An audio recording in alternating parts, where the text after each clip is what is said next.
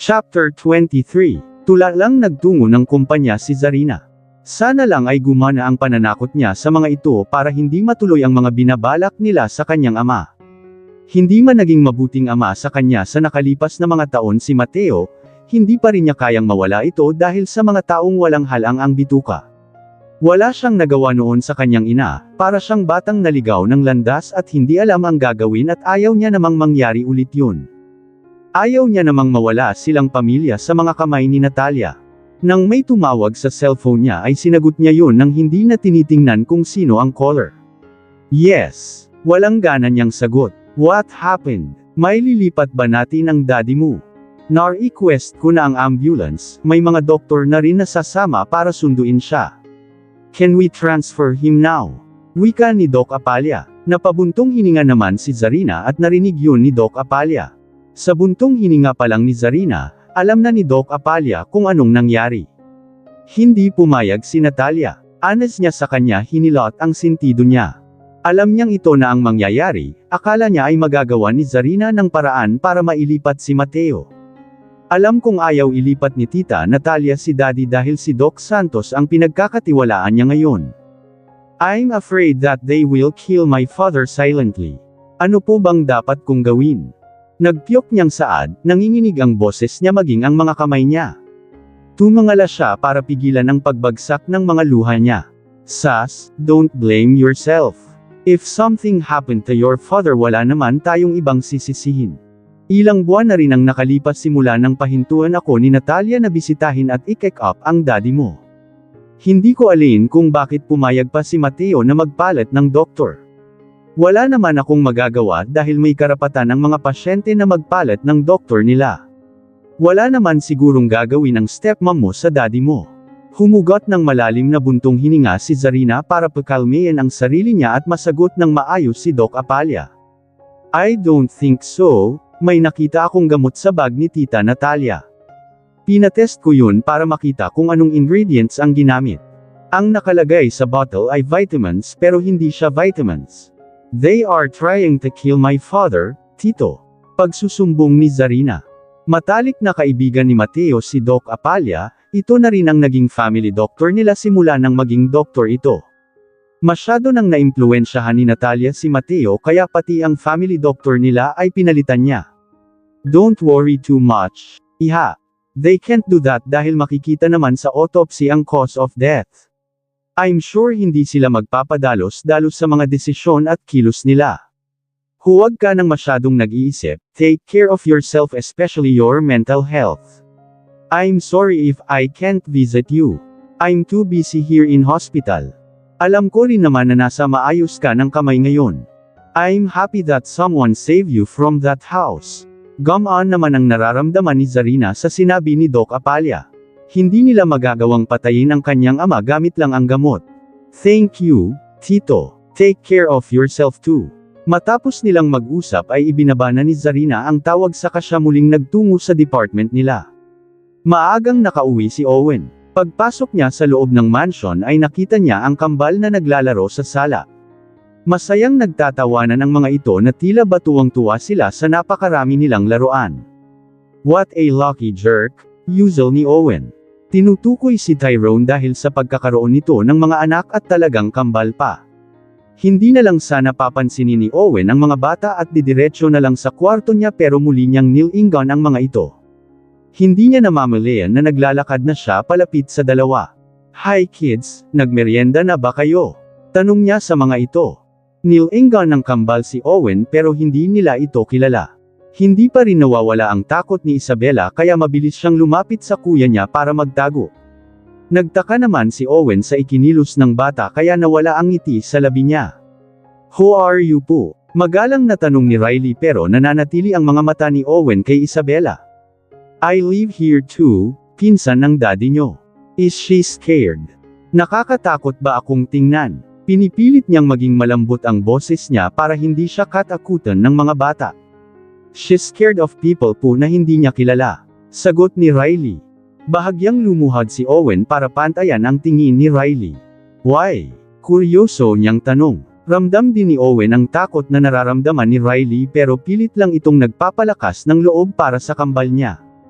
I'm sorry po but I can't trust a stranger kahit na pinsan ka po ni Daddy, you're a stranger for US.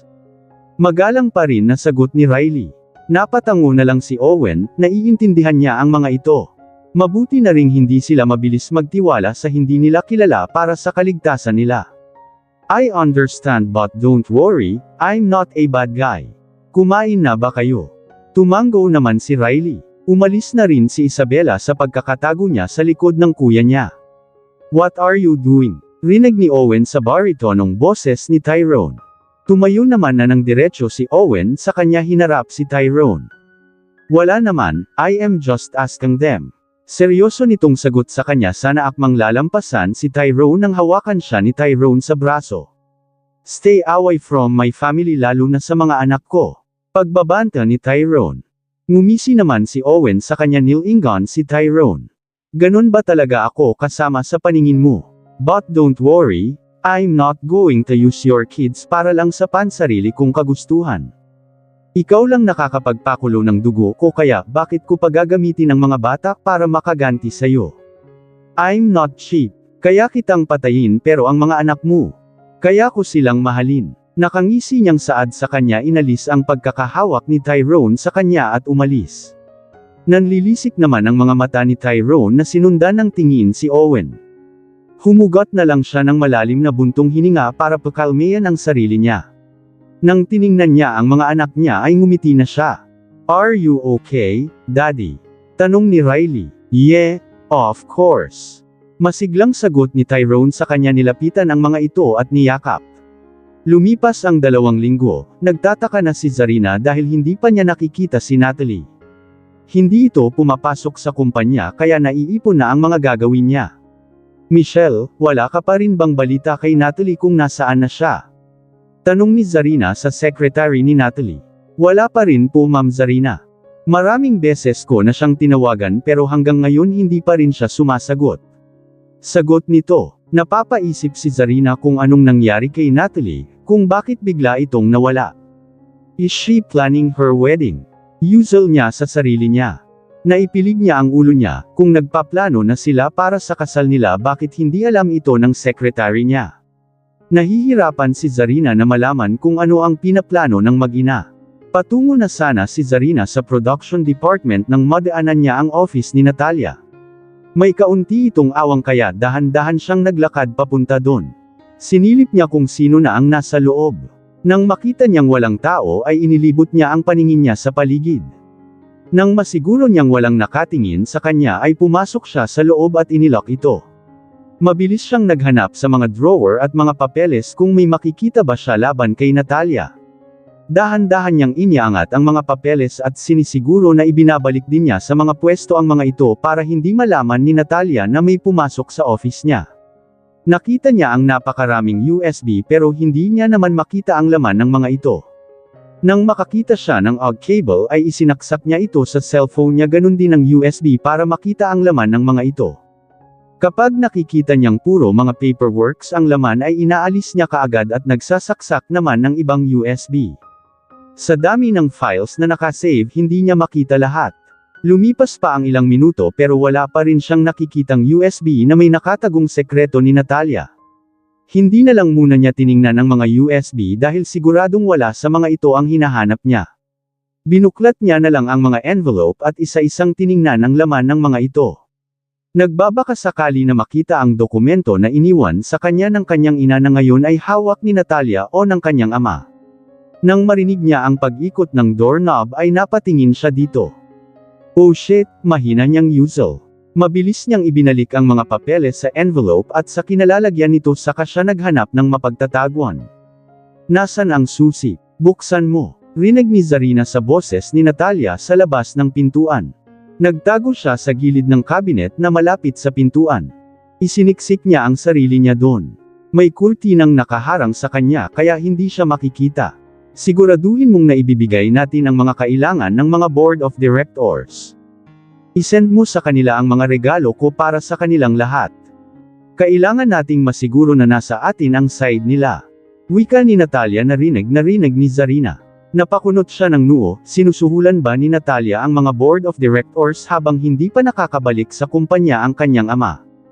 Hilaw na natawa si Zarina, marumi talaga maglaro ang stepmom niya. Bubusugan niya ng mga regalo at pera ang mga board of directors para kumampi ang mga ito sa kanya. Naipadala ko na po sa kanilang lahat ma'am ang mga regalo niyo para sa kanila. Tumawag na po kanina si Mr. Renato, natanggap niya na raw po ang regalo niyo sa kanya at nagpapasalamat din siya. Sagot ng secretary ni Natalia, mabuti naman kung ganun para kapag nakabalik na si Mateo rito at gustong ilagay sa posisyon ng pagiging director ang anak niya, pipigilan siya ng mga board of directors.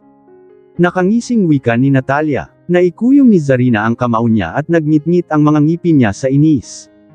Kung ganun, ito ang isa sa mga plano ng stepmom niya.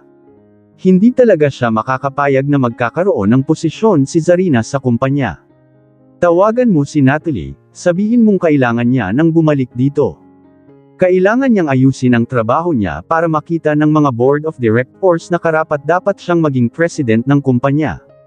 Dagdag pa ni Natalia, gagawin mo talaga ang lahat para makuha ang kumpanya sa amin. You evil witch, and do you think I will allow that? Mahinang saad ni Zarina sa sarili niya.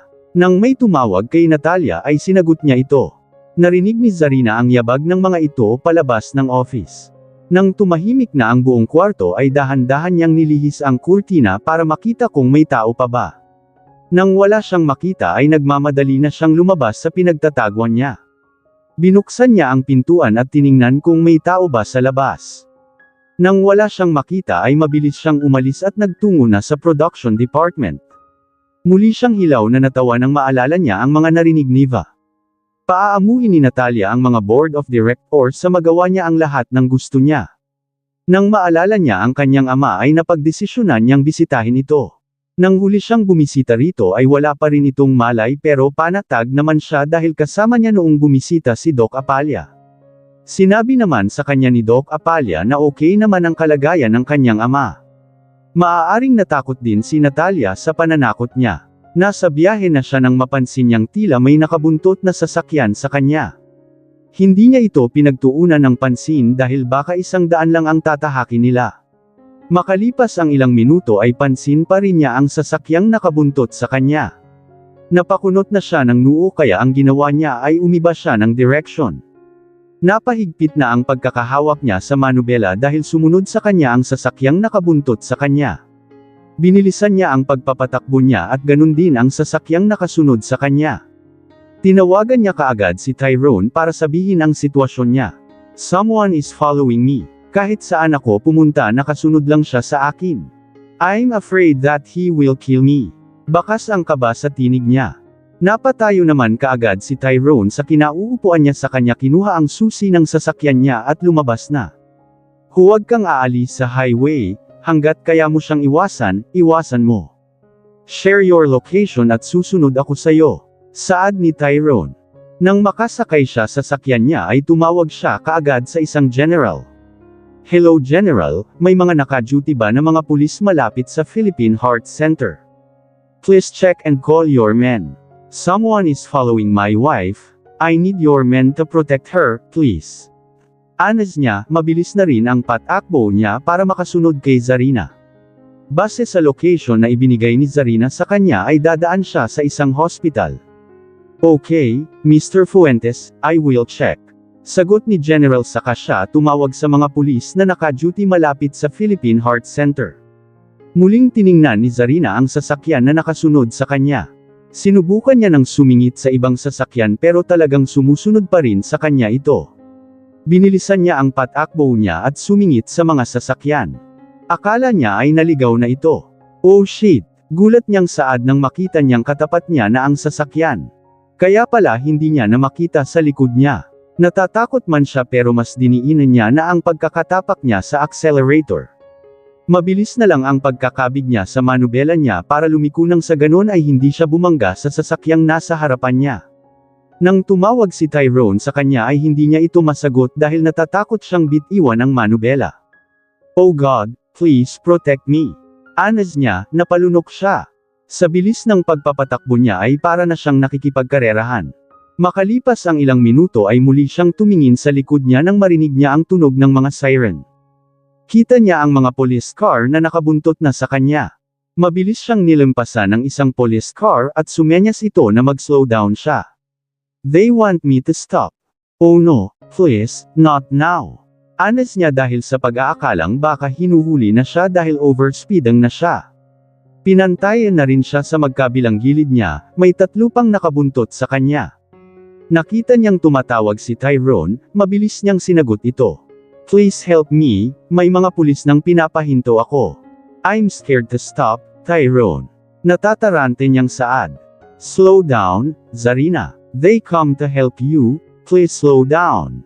Sagot ni Tyrone. Nakahinga naman ng maluwag si Zarina kaya dahan-dahan na ang pagpapatakbo niya. Hindi na siya iniwan ng 6 na police car. Mabilis namang nag-iba ng direksyon ang sasakyan na sumusunod sa kanya. Nang makarating si Zarina sa hospital kung saan nakakonfine ang kanyang ama ay bumaba na siya. Nilapitan na rin siya ng mga pulis na nag-escort sa kanya. Are you okay, ma'am? Tanong ng isang pulis. Yeah, I'm fine, thanks. Nahuli niyo ba siya? Your safety first, ma'am. Hindi na namin napansin kung sino ang sumusunod sa'yo. Sa bilis mo rin magpatakbo kailangan naming unahin na pabagalin ka dahil kapag naaksidente ka, marami ang madadami. Ani ng pulis. Napatango na lang si Zarina. Nakita niyo po ba kung anong plate number niya? Umiling si Zarina, hindi niya na napansin yun dahil ang mahalaga lang sa kanya ay ang makalayo sa sumusunod sa kanya. May dashcam po ba kayo para makita namin ang sasakyang sumusunod sa'yo? Tumanggo naman si Zarina sa kanya mabilis na ibinigay ang copy ng dashcam niya para sila na ang mag-review. May iwan na mga pulis dito para bantayan kayo. Babalik naman na po ang iba sa amin sa station para na rin ma-review namin ang record ng dashcam niyo. Wika pa ng isang pulis na ikinatango na lang si Zarina. Thank you, pagpapasalamat niya. Pinanood niya na lang na umalis ang ibang pulis at may 5 namang naiwan sa kanya para bantayan siya. Napabuga siya ng hangin. Akala niya ay may masama nang mangyayari sa kanya. Wala na siyang ibang pinaghihinalaan na gagawin ito kundi ang stepmom niya. Gusto niya ba akong patayin? Anas niya sa sarili niya. Gusto niya na lang sanang umuwi pero nandito na siya sa hospital kaya bibisitahin niya na lang ang kanyang ama. Pumasok na siya sa loob ng hospital. Nakasunod naman sa kanya ang 5 pulis. Wala na siyang pakialam kung pinagtitinginan na siya, mas mahalaga sa kanya ang kaligtasan niya. Nang makapasok siya sa kwarto ay nakita niyang nakatayo ang kanyang ama sa harap ng bintana habang nakatingin ito sa labas. Dad, tawag niya. Hindi niya alam na gising na ito dahil wala namang sinasabi sa kanya ang stepmom niya. Masaya siyang malaman na gising na siya at kahit papaano ay natakot sa kanya ang stepmom niya. How are you? Are you feeling better now? Tanong niya. Hinarap naman siya ng kanyang ama. Seryoso itong nakatingin kay Zarina. What are you doing, Zarina? Seryosong saad nito. Nawala naman ang ngiti sa labi ni Zarina.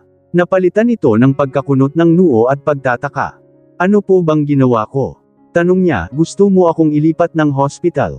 Alam mo naman na nagpalit na ako ng doktor diba?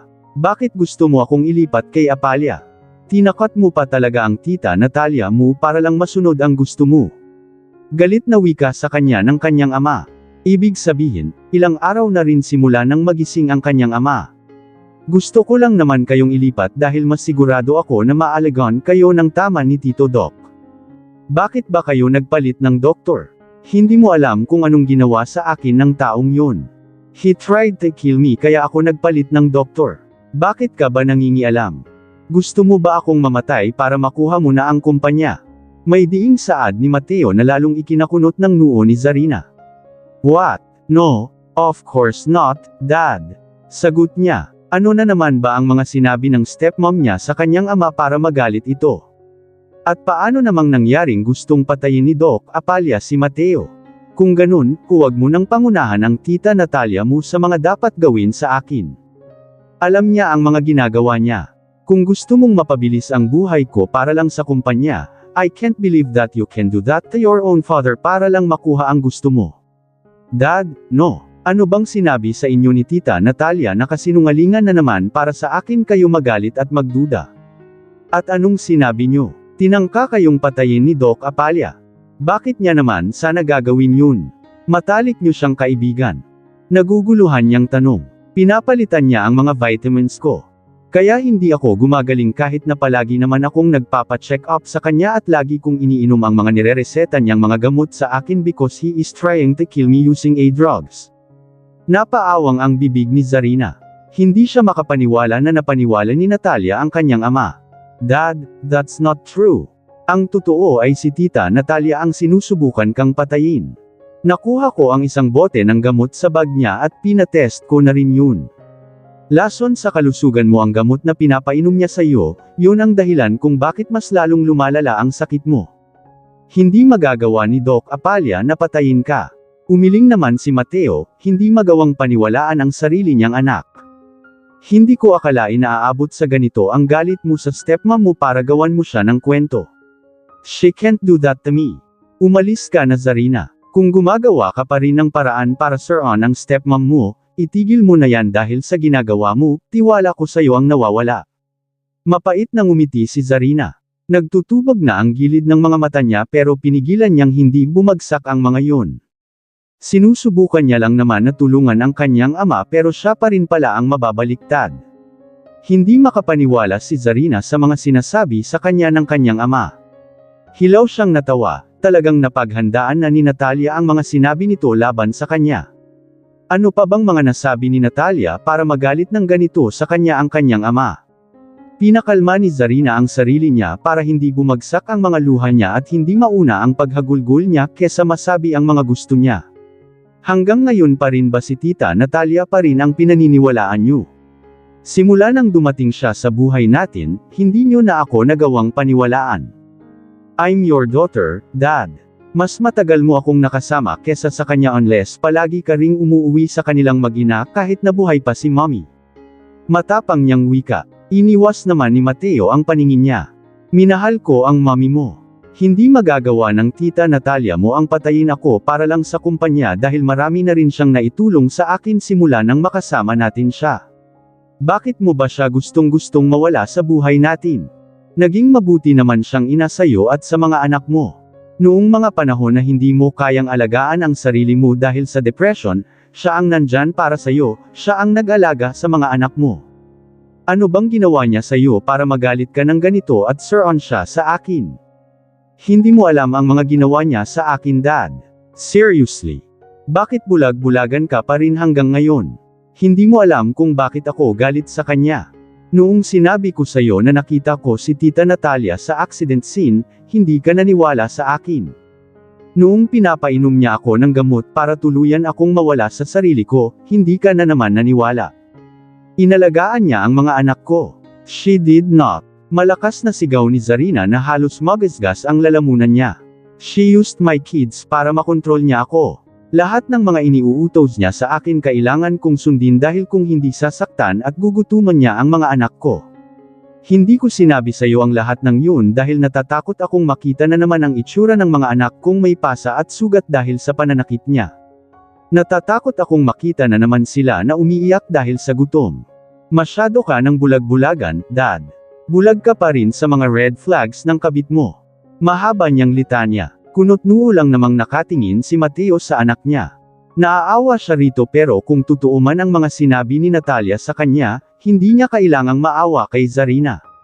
Matagal niyo ng kaibigan si Doc Apalia pero si Tita Natalia pa rin ang nagawa niyong paniwalaan. Masyado na kayong bulag dahil sa pag-ibig na yan. Si Tita Natalia ang gusto kayong patayin, si Tita Natalia ang gusto kayong lasunin, bakit ayaw niyong maniwala sa akin? Tandang padamdam panipik. Napaawang ang labi ni Zarina nang sampilan siya ng kanyang ama. Ganyan ka na baka desperado, Zarina? Gusto mong makuha kaagad ang kumpanya kaya puro paninira ang ginagawa mo kay Natalia. Masamang tiningnan ni Zarina ang kanyang ama. Tila ba biglang nawala ang respeto niya para rito? Ano bang ginawa ng stepmom niya sa kanyang ama? Tila ba nagayuma na ito dahil wala na siyang ibang pinaniniwalaan kundi si Natalia lang? Kung sa tingin niyo ginagawa ko ito dahil gusto kong makuha ang kumpanya, kahit huwag niyo nang ibigay sa akin paniwalaan niyo lang ako. I am trying to save you, Dad. Wala na akong nagawa noon para kay Mommy at kahit na tila kinalimutan niyo na ako, ayaw ko pa rin na may mangyari sa inyo. Obserbahan niyo si Tita Natalia, subukan niyong buksan ang mga mata niyo para makita niyo ang mga red flag sa kanya. Sige, saktan niyo ako, talikuran niyo ang lahat ng mga taong totoong may concern sa inyo but please believe me. Dagdag pa ni Zarina sa kanya kinuha ang bote ng gamot na nakuha niya sa bag ni Natalia. Nagtataka namang tiningnan yun ni Mateo nang ibigay ito sa kanya ng anak niya. Naipatest ko na yan pero nasa inyo na kung ipapatest niyo rin. Kung sasabihin niyo kay Tita Natalia ang tungkol sa gamot na to at makaisip na naman siya ng dahilan para malusutan ang mga ginagawa niya, wala na akong magagawa. Kung mapatunayan niyo man na totoo ang lahat ng mga sinabi ko at least alam niyong I tried to save you. Sige, hayaan niyo nang sirain ni Tita Natalia ang buhay ko pero huwag niyo sanang hayaan na mapatay niya kayo at makuha ang lahat ng pinaghirapan niyo ni Daddy. I'm sure sinet up lang din ni Tita Natalia si Doc Apalia para mapalitan mo ang doktor mo, nang sa ganun malaya niyang magawa ang lahat ng gusto niya at mapatay ka ng dahan-dahan gamit ang gamot. Kung hindi ko pa sila tinakot, sa tingin niyo ba gising na kayo ngayon? Baka hanggang ngayon para kayong lantang gulay na nakahiga sa kama na yan. Ginawa ko na kung ano ang makakaya ko para sa inyo, Dad. Bahala na kayo para sa sarili niyo. Aniya pa sa kanya tinalikuran ang kanyang ama na hindi na nagawang magsalita pa. Akma na sanang lalabas si Zarina nang magsalita pa uli siya. Hindi ba at mas lalo kayong nanghihina kahit na umiinom naman kayo ng mga gamot at vitamins nyo? Subukan yung itapon ang mga pinapainom ni Tita Natalia sa inyo at kung sakaling may nagbago sa nararamdaman nyo, siguro naman panahon na para mag-imbestiga kayo tungkol sa kanya. Subukan nyo ring magpa-check up sa ibang doktor para malaman nyo ang kalagayan nyo. Bakit ko nasabi na pinapalitan niya ang mga gamot nyo? Dahil yan din ang ginawa niya sa akin noon. Sa halip na umigi ang nararamdaman ko mas lalo itong lumalala dahil sa mga gamot na pinapainom sa akin. Subukan nyo lang, wala namang mawawala sa inyo. Dagdag pa niya bago siya tuluyang lumabas ng kwarto. Napalunok si Mateo. Rinig niya ang pagsarado ng pintuan. Tiningnan niya ang gamot na hawak niya at napahigpit ang pagkakahawak niya rito. Ano ba talaga ang totoo? Sino sa kanila ang nagsasabi ng totoo? Masyado na nga ba talaga siyang bulag ng dahil kay Natalia? Hinilot ni Mateo ang sentido niya nang makaramdam siya ng hilo. Nagpakawala siya ng malalim na buntong hininga. What should I do? Yuzel ni Mateo sa sarili niya. Itinago niya na ang gamot na ibinigay ni Zarina sa kanya dahil posibleng maya-maya ay darating na si Natalia. Nang makasakay si Zarina sa sasakyan niya ay tuluyan nang bumagsak ang mga luha niya. Napasubsob na lang siya sa manubela niya. Ang sikip-sikip ng dibdib niya, ramdam pa rin niya ang bigat ng kamay ng kanyang ama sa pisngi niya dahil sa sampal pero mas nangingibabaw ang kirot na nararamdaman niya sa puso niya. Napabuga siya ng hangin sa katipid ng umiti. Nasasaktan man siya dahil ayaw siyang paniwalaan ng kanyang ama, wala na siyang magagawa. Tuluyan na talagang nalasan ni Natalia ang isip nito dahil wala na siyang ibang pinaniniwalaan kundi si Natalia lang. Zarina, open the door. Rinig ni Zarina sa boses ni Tyrone. Tumingin siya sa bintana at nakita niya naman si Tyrone na bakas ang sobrang pag-aalala sa mukha nito. Binuksan niya na ang pintuan at lumabas ng sasakyan. Are you okay? Hindi ka ba nasaktan? Nag-aalalang tanong ni Tyrone. Hindi sumagot si Zarina, niyakap niya lang si Tyrone. Nagpapasalamat siya dahil nandyan si Tyrone para sa kanya, ang tanging taong may pakialam sa kanya at naging kakampi niya. May nangyari ba? Nakausap mo ang daddy mo? Tanong niya, hindi pa rin sumasagot si Zarina. Hinaplos ni Tyrone ang likod ni Zarina at hinalikan ang ibabaw ng ulo nito. Hindi niya alam kung anong nangyari sa loob ng hospital pero alam niyang hindi naging maganda ang pag-uusap nilang mag-ama. Wala bang masakit sa'yo? Please, answer me. Nakikiusap niyang saad. Umiling naman si Zarina. Nawala ang takot na nararamdaman niya dahil sa nangyari sa kanya kanina dahil mas masakit ang mga nasabi sa kanya ng kanyang ama. Makalipas ang ilang minuto ay kumalas na sa pagkakayakap si Zarina saka siya tipid ng umiti. Gusto ko nang umuwi, aniya na ikinatango ni Tyrone. Si Tyrone na ang nag-drive ng sasakyan ni Zarina habang pinadrive niya naman na sa pulis ang sasakyan niya. Tahimik lang si Zarina habang nasa biyahe sila. Nililangon siya paminsan-minsan ni Tyrone dahil nakatulala si Zarina. Nakausap mo na ba ang daddy mo? How is he? Pangbabasag niya sa katahimikan nilang dalawa. Nagpakawala naman muna ng malalim na buntong hininga si Zarina bago sumagot. Ayaw niyang maniwala sa akin. Sinabi ko na lahat ng mga nalalaman ko pero ayaw pa rin niyang maniwala sa akin. Iniisip niyang ako ang gustong pumatay sa kanya para makuha ko ang kumpanya. I don't know what to do anymore. Hinawakan ni Tyrone ang isang kamay ni Zarina. Kapag nalaman niya ang totoo, siya rin ang lalapit at hihingi ng tawad sa'yo. Wala tayong magagawa, hindi natin siya mapipilit hanggat wala kang naipapakitang ebidensya sa kanya. Don't stress yourself too much para may lakas kang maghanap pa ng ebidensya laban sa stepmom mo. Pagpapalakas ni Tyrone sa loob niya. Bahagya na lang nang umiti si Zarina. Hindi niya akalain na malaking tulong sa kanya si Tyrone lalo na sa mental health niya. Nagagawa niyang kumalma. Samantala naman, kararating pa lang ni Owen sa kumpanya nila galing sa meeting nang harangin siya ni Natalie. Kunot-noo niyang tiningnan si Natalie. What are you doing? Tanong niya dito. 2 linggo niya ring hindi nakita si Natalie pero wala siyang pakialam doon. Let's talk, ani ni Natalie. Napahilamos naman si Owen sa mukha niya. Bakas ang pagod sa mukha niya. Wala tayong dapat pag-usapan. Leave me alone, Natalie. I'm tired, anes niya at akma na sanang lalampasan si Natalie nang magsalita si Natalie na ikinahinto ni Owen. I'm pregnant, maikli niyang saad. Naikuyom ni Owen ang kamao niya. Hindi niya inaasahan yun, hindi niya inisip ang posibleng maging bunga ng nangyari sa kanila. Akala niya ay naging tahimik ang buhay niya sa nakalipas na mga araw pero may pasabog palang darating sa kanya at talagang hindi niya matatanggap. Abort it, blanko niyang wika. Hinarap ni Natalie si Owen saka siya hilaw na natawa. Are you serious? Sa tingin mo ba mag-isa ko lang na ginawa ang batang to? Bakit? Sa tingin mo ba ginusto kung mabuo siya? If you don't want to abort it, sarilihin mo. Huwag mo akong hatakin sa buhay mo. May diin na wika ni Owen. Malaki na nga ang problema niya, dadagdagan pa ni Natalie. Hindi pa rin siya handang magkaroon ng sariling pamilya lalo na kung si Natalie ang magiging ina ng magiging anak niya. Ano bang tingin mo sa batang nasa sinapupunan ko? Isang laruan na pwede mo lang itapon. Sariling dugo at laman mo ito, paano mo nagagawang sabihin na patayin ko ang sarili kong anak? Dahil bibigyan mo lang siya ng miserableng buhay. Tandang padamdam panipit. Inis na saad ni Owen. Muli siyang napahilamo sa mukha niya sa sobrang inis. Hindi mo ba ako maintindihan? Kapag nagsama ba tayo ng dahil sa batang yan magiging masaya ba tayo? Huwag mo nang idamay ang bata sa gulo ng buhay natin. Hindi kita magagawang mahalin, Natalie, at kung lalaki lang siya sa magulong paligid sisirain mo lang ang buhay niya so abort it. Iniwan na ni Owen si Natalie na napatulala na lang sa mga sinabi niya. Owen, tawag niya pero hindi huminto si Owen. Owen Fuentes. Gigil na tawag ni Natalie pero mas lalo nitong binilisan ang paglalakad niya.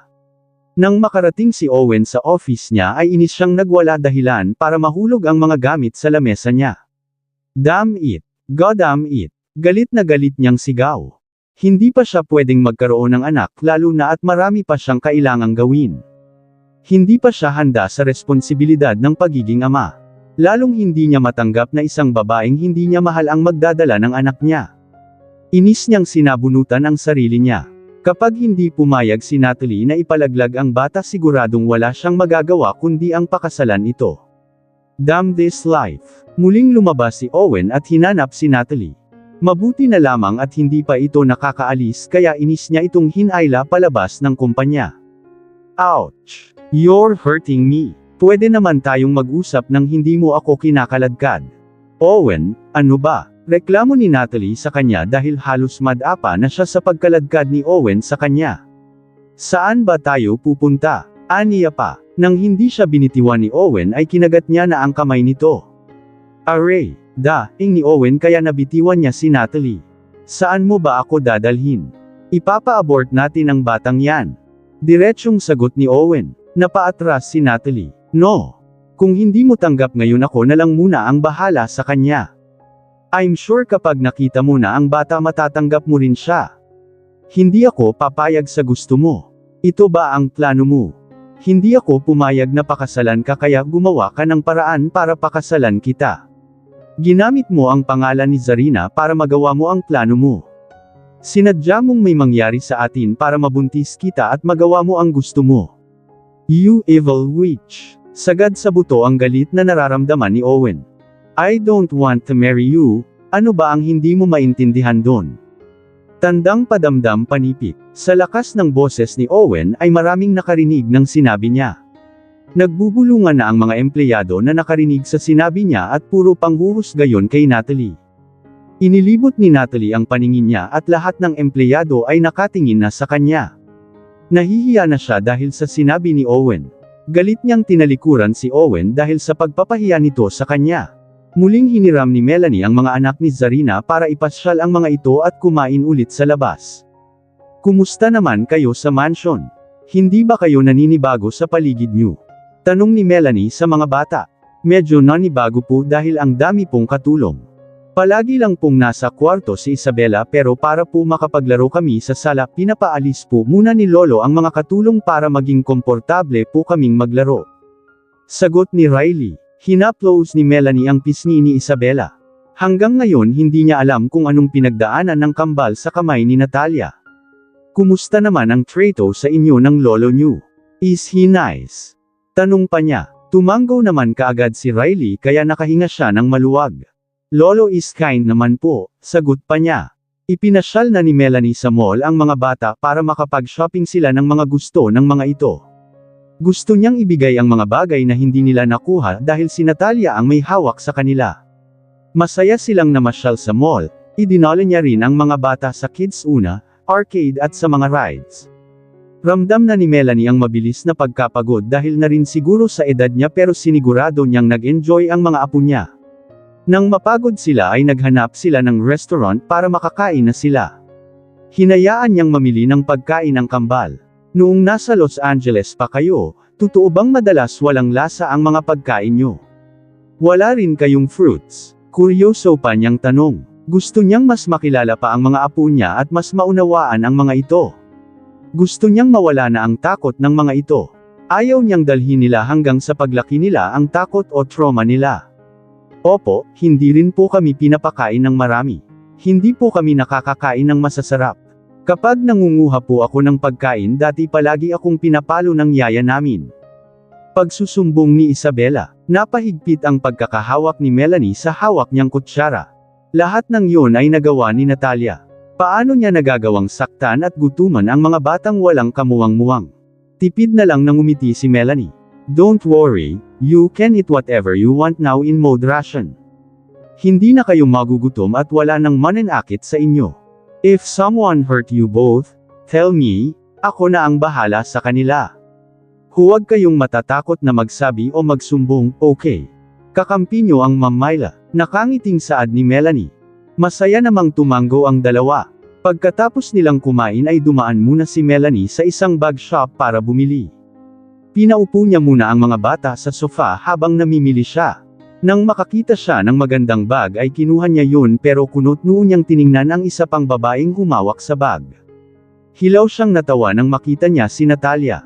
Bitiwan mo, utos ni Melanie pero hindi yun binitiwan ni Natalia. Ako ang nauna na makita ang bag na to kaya ikaw ang bumitaw. Anas naman ni Natalia saka mas hinayla ang bag pero mas hinigpitan namari ni Melanie ang pagkakahawak niya sa bag. Mahilig ka ba talagang mangagaw? Alam naman natin kung sino ang nauna gusto mo lang talagang makipag-agawan. Bitiwan mo na habang mabait pa ako sa lagay na to. May diin na saad ni Melanie pero hindi talaga nagpatinag si Natalia. Hinihila niya na ang bag kaya sa inis ni Melanie ay biglaan niya itong binitiwan dahilan para bumagsak sa sahig si Natalia. Natuwa naman si Melanie sa nangyari kay Natalia.